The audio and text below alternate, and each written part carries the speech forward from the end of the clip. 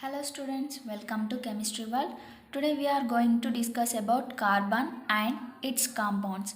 Already we know the carbon compounds are used daily in our life, like the food which we are using to eat, or the clothes you wear, the cosmetics you use, or the fuels which are used to run automobiles.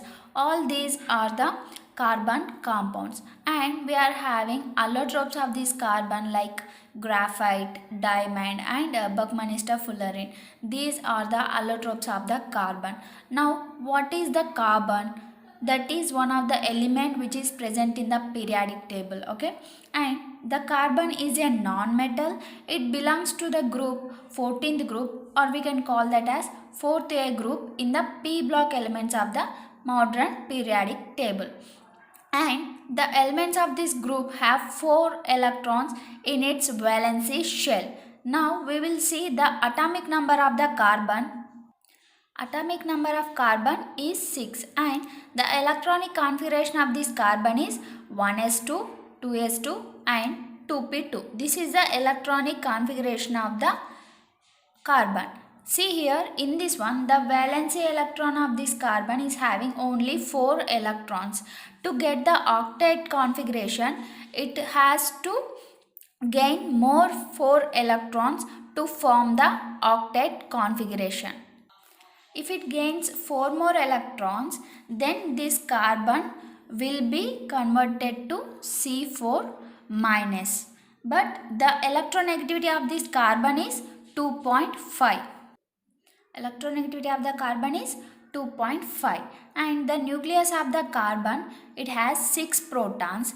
So it is difficult for a nucleus with 6 protons to hold 10 electrons. When this carbon gains the 4 electrons, then it is converting to C4 minus. So the carbon can't form this C4 minus ions easily. Why? Because it is difficult for a nucleus to hold the 10 electrons. That is the reason it can't form the C4 minus ions so easily.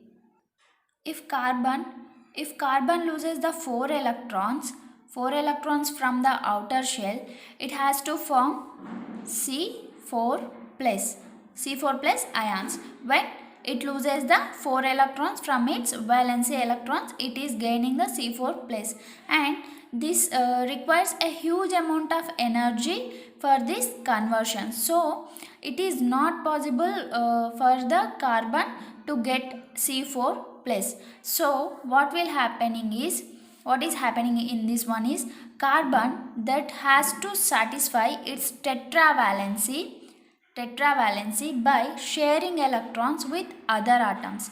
It has to form 4 covalent bonds either with its own atoms or atoms of the other elements. Okay, so it is forming 4 covalent bonds with its own atoms or with the other atoms of the elements. And here the possibility of this bond formation by a carbon atom is follows like this. See, in this one, 4 single covalent bonds with the atoms of the same elements. Like in this one, this is the methane molecule. In this one, all the elements are hydrogens only. So carbon is attached with the hydrogen atoms in this molecule. See, in this one, CCl4 molecule having the same elements. These 4 single covalent bonds of chlorine is forming a bond with the carbon. So here 4 covalent bonds is formed with the carbon, and these all elements are same in this CCl4 and in this methane also. And coming to this example, here 4 single covalent bonds with atoms of different elements. See, one is attached with the chlorine atom, another with the bromine, another 2 are with the hydrogen atoms. Carbon atoms may form one double bond and 2 single bonds. Total how many bonds around this carbon is 4. One single double bond, and remaining 2 bonds are single bonds. And see, in this one, in this carbon atom may form one single bond and one triple bond. So the carbon valence is satisfied with these bonds. Our carbon atom may also form two double bonds like this. Okay. In this also the carbon valence is satisfied by these two double bonds. Okay. Is it clear? Thank you, students. If you like my video, please like, share and subscribe to my channel. Thank you.